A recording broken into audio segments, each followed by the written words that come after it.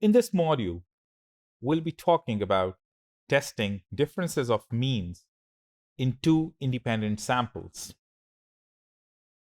Hypothesis testing involving the difference between two population means is most frequently employed to determine whether or not it is reasonable to conclude that the two population means are unequal.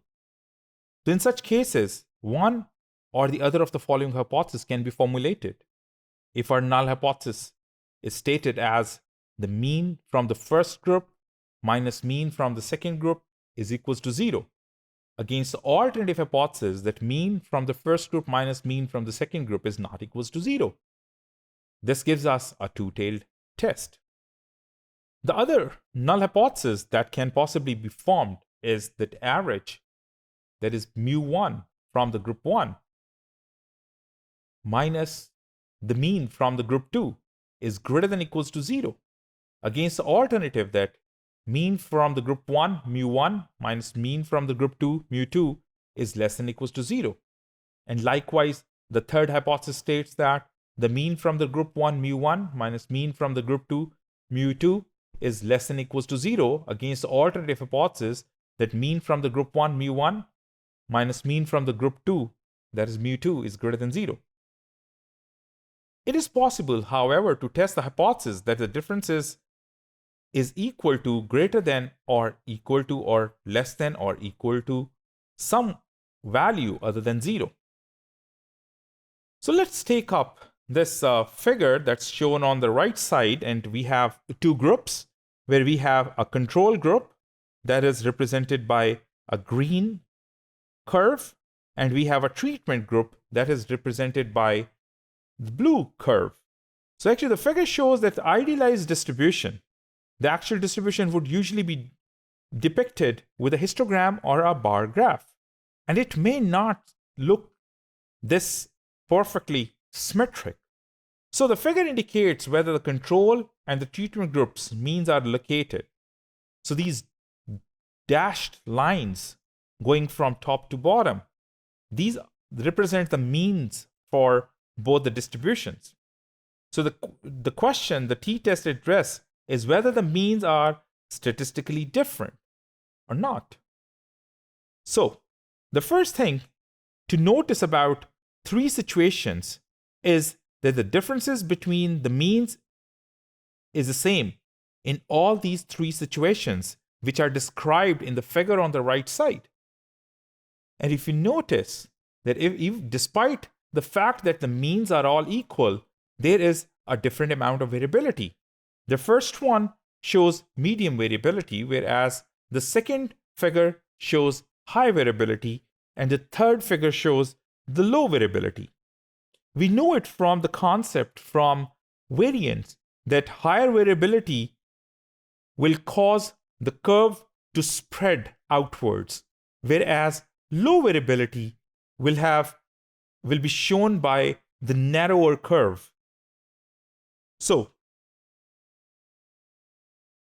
the top example here shows a case with moderate variability of scores within each group, whereas the second and the third one likewise show high and low variability. And moving ahead from here, we would conclude that the two groups appear most different or distinct in the bottom or low variability case.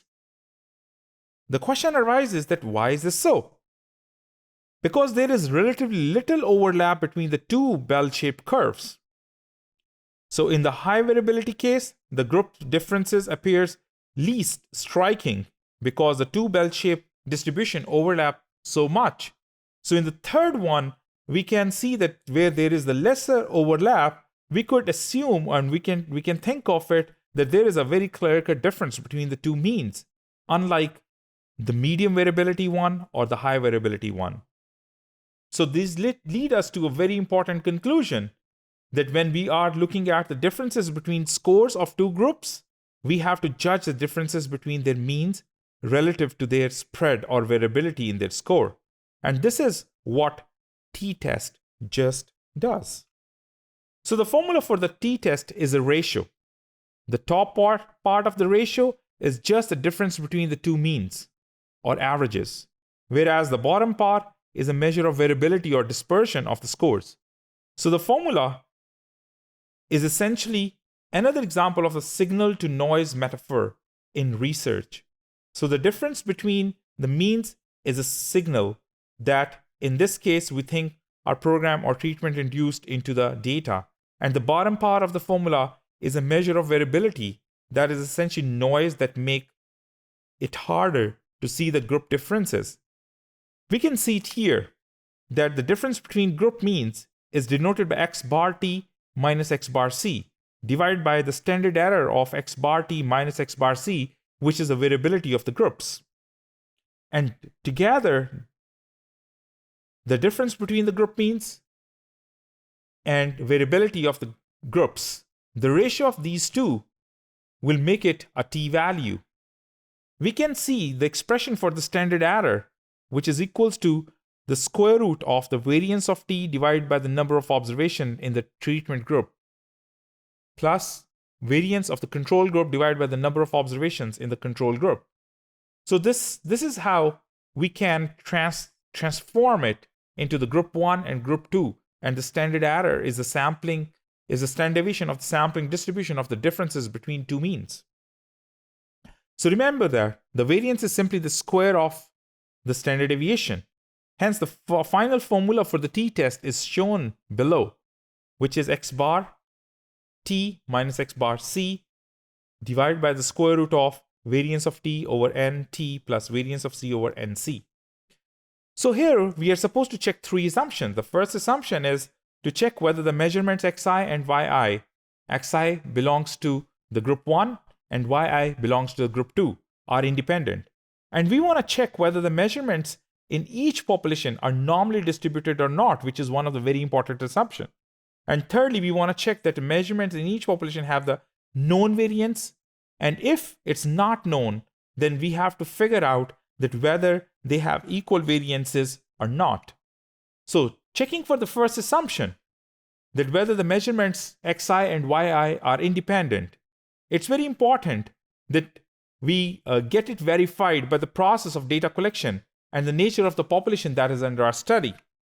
The second assumption is for normality.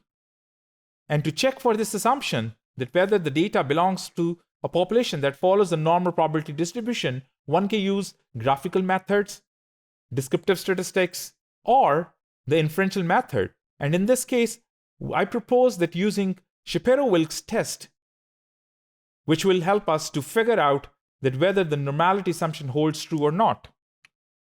Thirdly, we want to know if the variances assumptions hold true or not. If the variances are known, it's perfectly all right. One can use the z-test. But if the variances are unknown, and then we have to figure out if the variances are equal or not. So we got to follow a few steps to check for this assumption. So we firstly have to see if it is already known and stated in the statement. Usually it is unknown, but for small populations, it can be known.